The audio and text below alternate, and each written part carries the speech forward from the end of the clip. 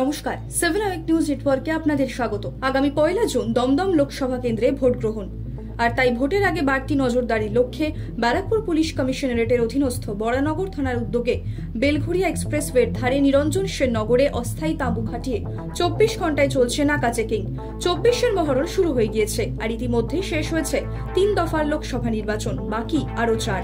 এর মধ্যেই বেলঘরিয়া এক্সপ্রেসওয়ের ধারে নিরঞ্জন সেন নগরের সমস্ত 4 চাকা গাড়িগুলিকে দাঁড় করিয়ে একেবারে চিরুনি তল্লাশি চালানো হচ্ছে বরানগর থানার পক্ষ থেকে। ভোটের আগে কোনো রকম অপ্রীতিকর ঘটনা যাতে না ঘটে, সে লক্ষ্যেই বিভিন্ন জায়গার মতো বেলঘরিয়া এক্সপ্রেসওয়ের ধারে নিরঞ্জন সেন নগরেও জোর কদমে চলছে নাকা চেকিং। আগামী 1 জুন দক্ষিণ কলকাতায় লোকসভা নির্বাচন। তার আগে এদিন রোড শো করে দলীয় কর্মী সমর্থকদের সঙ্গে নিয়ে আলিপুর সার্ভে বিল্ডিং এ গিয়ে মনোনয়নপত্র জমা দিলেন দক্ষিণ কলকাতার বিজেপি প্রার্থী দেবশ্রী চৌধুরী। প্রসঙ্গত, আগামী 1 জুন এ রাজ্যের বিভিন্ন হেভি ওয়েট কেন্দ্রে ভোট রয়েছে, আর তার মধ্যে অন্যতম দক্ষিণ কলকাতা। এই কেন্দ্র থেকে তৃণমূলের হয়ে প্রতিদ্বন্দ্বিতা করবেন মালা রায় এবং সাইরাস শাহ আলিম লড়বেন সিপিআইএম এর হয়ে। এই ত্রিমুখী লড়াইয়ে শেষ হাসি কে হাসেন, তার উত্তর মিলবে 4 জুন। পূর্ব মেদিনীপুরের কোলাঘাটে রূপনারায়ণ নদীতে এক ব্যক্তি নিখোঁজ হওয়ার ঘটনাকে ঘিরে চাঞ্চল্য ছড়ালো এলাকায়। সূত্রের খবর, নদীর উপরে থাকা রেলের 3 নম্বর ব্রিজের নিচের থাম মেরামতির জন্য কয়েকদিন ধরেই বেশ কয়েকজন অস্থায়ী কর্মী কাজ করছেন। প্রতিদিনের মতো এদিনও কাজ সেরে ওই 6 জন কর্মী যখন ফিরছিলেন, তখন তাদের মধ্যে 2 জন অন্যদের সাথে নৌকোয় নয়, বরং তারা সাঁতার জানেন বলে সাঁতরেই নদী পার হচ্ছিলেন। কিন্তু আচমকাই নদীর প্রবল জোয়ারে তাদের ডুবে যেতে দেখে নৌকোতে থাকা বাকি সহকর্মীরাও তাদের বাঁচাতে নদীতে ঝাঁপ দেন। একজনকে উদ্ধার করা গেলেও আরেকজন এখনো নিখোঁজ। খবর পেয়ে ঘটনাস্থলে পৌঁছয় কোলাঘাট থানার পুলিশ এবং নিখোঁজ ব্যক্তির সন্ধানে নদীতে ডুবুরিও নামানো হয়।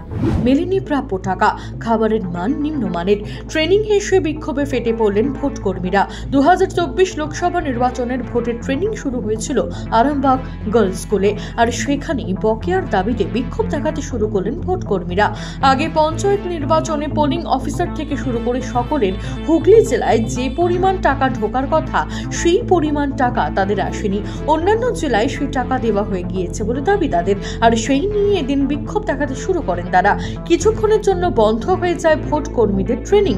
খবর পেয়ে ঘটনাস্থলে আরামবাগ থানার পুলিশ ও আরামবাগের এসডিও পৌঁছে পরিস্থিতি নিয়ন্ত্রণে আনে। সুন্দরবনের ইছামতি নদী থেকে মৎস্যজীবীদের জালে ধরা পড়ল বিশাল আকারের চাকুল মাছ। সকালবেলা এই মাছ দেখার জন্য ভিড় জমালো সাধারণ মানুষও। জাল থেকে ছাড়িয়ে বিশাল আকার মাছটি ভ্যান রিকশায় তুলে এলাকার মৎস্যজীবীরা হিঙ্গলগঞ্জের মৎস্য আড়তে নিয়ে যায়। মাছটির ওজন প্রায় 80 কেজি, যার কেজি প্রতি মূল্য 350 টাকা। এরকম মাছ সচরাচর পাওয়া যায় না বা দেখা যায় না বলেই জানান মৎস্যজীবীরা। এটি এখন বিলুপ্ত প্রায় বলা যায়, আর এরকম একটি মাছ পেয়ে স্বভাবতই খুশি সকলে। পূর্ব থেকে পশ্চিম বরাবর উত্তর পশ্চিম রাজস্থান থেকে দক্ষিণ অসম পর্যন্ত বিস্তৃত অক্ষরেখা গাঙ্গেয় পশ্চিমবঙ্গের উপর দিয়ে গিয়েছে। পাশাপাশি উত্তর বিহার এবং পার্শ্ববর্তী এলাকায় এই মুহূর্তে একটি ঘূর্ণাবর্ত রয়েছে। একই সঙ্গে অন্য একটি অক্ষরেখা উত্তর বিহার থেকে উত্তর ওড়িশা পর্যন্ত বিস্তৃত থাকায় এই তিনের কারণে বঙ্গোপসাগর থেকে প্রচুর পরিমাণে জলীয় বাষ্প প্রবেশ করেছে গাঙ্গেয় বাংলায়। শনিবার মুর্শিদাবাদ এবং পূর্ব মেদিনীপুরে এর জেরে ভারী বৃষ্টিপাতের পূর্বাভাস দিল হাওয়া অফিস। সেই সঙ্গে বইবে ঝোড়ো হাওয়া। কলকাতা, 2 চব্বিশ পরগনা, 2 মেদিনীপুর, পুরুলিয়া, বাঁকুড়া এবং 2 বর্ধমান, এই 9 জেলায় জারি করা হয়েছে কালবৈশাখীর সতর্কতা। Piyali Datta, 7 hour news, Kolkata. জয় হিন্দ।